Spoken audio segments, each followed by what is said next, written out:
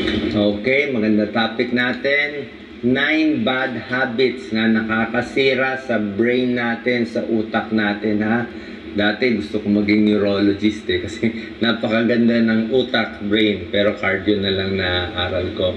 So brain, ano mga nakakasira sa utak? Baka meron dito hindi nyo pa alam. Number 1, yung mga mahilig magtalokbong, di ba? Nagkukumot tayo, lalo na yung mga bata, di ba? Hindi po maganda. Pag tayo ay nagtatalukbong, nagkukulang yung oxygen sa katawan natin. Okay? Oxygen, napakahalaga for brain function. Mas konting hangin, nahihinga natin, mas masama. So, pag nagtatalukbong, okay nga, medyo mas cozy, mas warm. Kaya lang, babagsak ang oxygen, tataas yung carbon dioxide. Okay? So, hindi po maganda. Bad habit po yan, ha? Masira yung brain natin. Number 2, kulang sa tulog. Okay? May mga taong kulang sa tulog, hindi po maganda. Kasi pag puyat tayo, mabagal ang pag-iisip, mahina ang memory, di ba? Pag puyat, nadadrowsy tayo, nadidepress. At may isang pag-aaral, lumiliit pa yung utak pag laging puyat. Okay? Habang natutulog, doon nare-relax yung brain, doon parang nalilinis ng utak natin yung mga masasamang bagay doon habang natutulog tayo. Okay? Number 3, hindi nagbe-breakfast. Kailangan talaga nagbe-breakfast. Pag hindi kayo nagbe-breakfast, pwedeng masira ang utak. Bakit? Babagsak ang blood sugar. Okay? Kulang ang nutrisyon, di ba? Yung mga hindi nagbe-breakfast, ayon sa pag-aaral, mas mababa grado sa school. Mahina rin magtrabaho, napapagalitan kasi nga inaantok diba? At may isang pag-aaral, may Japanese study, 80,000 subjects inaral nila. For 15 years, yung ibang grupo kumakain ng almusal. Yung isang grupo hindi kumakain ng almusal.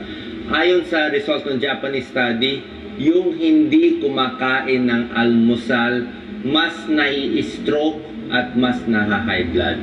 Okay? Breakfast, very important para may energy tayo. Number 4, multitasking. Merong iba sa atin, mahilig mag-multitask. Alam niyo multitask?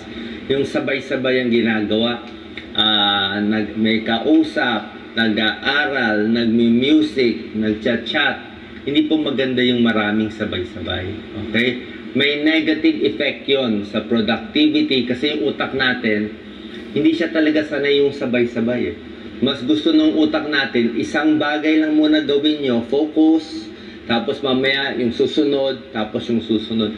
Katulad dito, pinagsabay-sabay niya, telepono, cellphone. Pag sabay-sabay, mas hindi ka matututo, mas hindi mo maintindihan, at mas may stress ka. More stress hormones, more cortisol, mental fog, mas malabo isip at scrambled thinking. Kasi nga sinasabay-sabay mo. Lalo na yung mga kabataan. Mga kabataan ngayon, di ba, gusto multitask online. Ako, ayoko talaga. Pag may sinasabi nga si Doc Lisa sa akin, isa-isa lang, one by one. Gusto ko mabagal. I need 5 minutes focus sa isang problema para nakafocus ka. Pag na-solve mo, tapos. Hindi yung sabay-sabay, biglaan, yung kasi pag sabay-sabay gagawin mo, magagawa mo lahat, pero mababaw, mali-mali, parang knee-jerk lang Dapat focus sa isang bagay at malalim. Yun ang gusto ng utak natin. Ayaw niya yung sabay-sabay. Number 5, pag may sakit na, dapat pahinga. May iba pinipilit magtrabaho kahit may sakit, oo. Pero pag may sakit na, ano nangyayari? Reduce brain efficacy. Mabagal na mag-isip, less alert pag may sakit. Siyempre, may kalaban na infection More negatibo ang mood, mas nadidepress, mas mabagal ang isip. Pag may sakit na, poor learning, poor recall of information, dapat pahinga muna. Pag gumaling na, tsaka na mag full time sa trabaho. Number 6, bad habit, mahilig sa sugar. Okay? Yung mahilig sa sugar, syempre hindi healthy ang sugar. So, pangit ang nutrisyon, di ba? Pag pangit ang nutrisyon sa utak, hindi rin maganda sa brain growth and development. At pag maraming sugar, more type 2 diabetes, more obesity, more heart disease. So, hindi po maganda. Number 7, simple lang. Kulang sa tubig. Okay? Pag tayo ay dehydrated, na initan, napagod, na dehydrate, hindi na tayo makakaisip eh.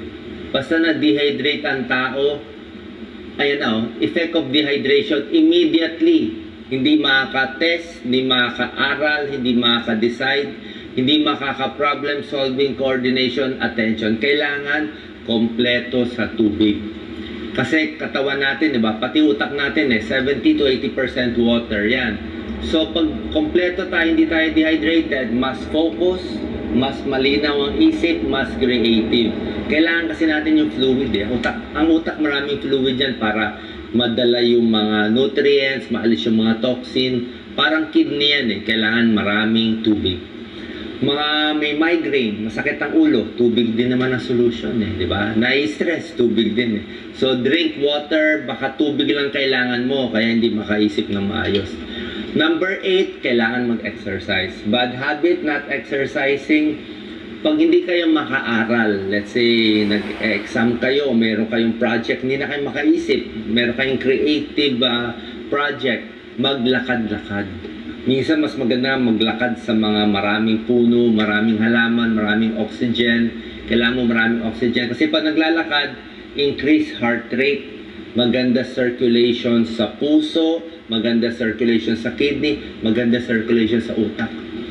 Yung isang sikat na poet, Robert Frost, yung napakagaling na poet, sobrang sikat yan.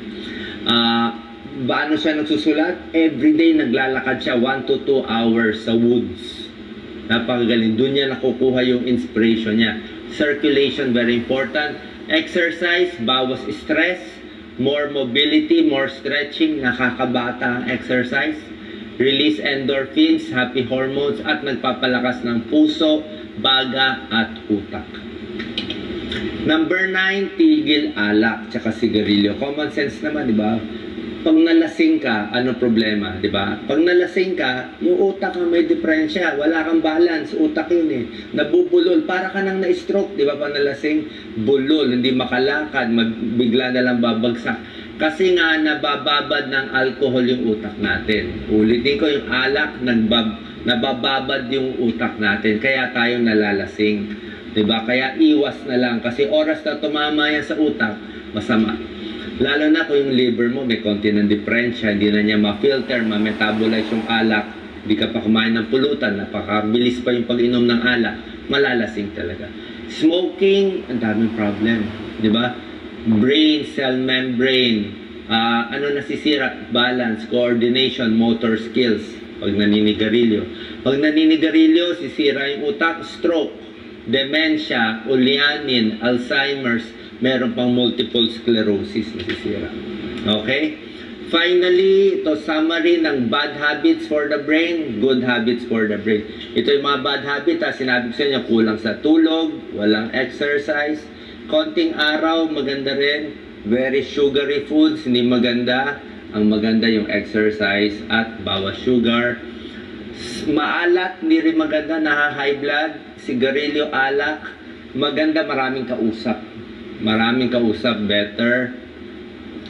Kailangan lagi rin ginagamit yung utak. Crossword, sudoku, puzzle, laging very stressful, bad din for the brain. Tsaka yung sinabi ko nga, nagtatalokbong. Tsaka yung polluted environment, pollution, bad for the brain. Dagdag ko na rin yung masyadong maingay yung music. Meron na stress yun sa lakas ng music. Healthy foods for the brain, nuts, gulay, di ba? Mani, pampatalino, gulay, broccoli, cauliflower, sari-sari yan. Pwede po lahat. Basta wag lang yung matataba, makolesterol na nagbabara sa ugat natin. Manage stress, ito po, bawas alcohol, regular check-up finally. Kailangan regular ang check-up natin, high blood, diabetes, cholesterol para hindi magbara sa utak. Minsan nagbibigay ang doktor ng pampalabnaw ng dugo, yung mga aspirin, clopidogrel, pampalabnaw din yan, may tulong din sa utak. Merong omega-3 fatty acids, fish oil, may tulong din. And finally, wag mababagok.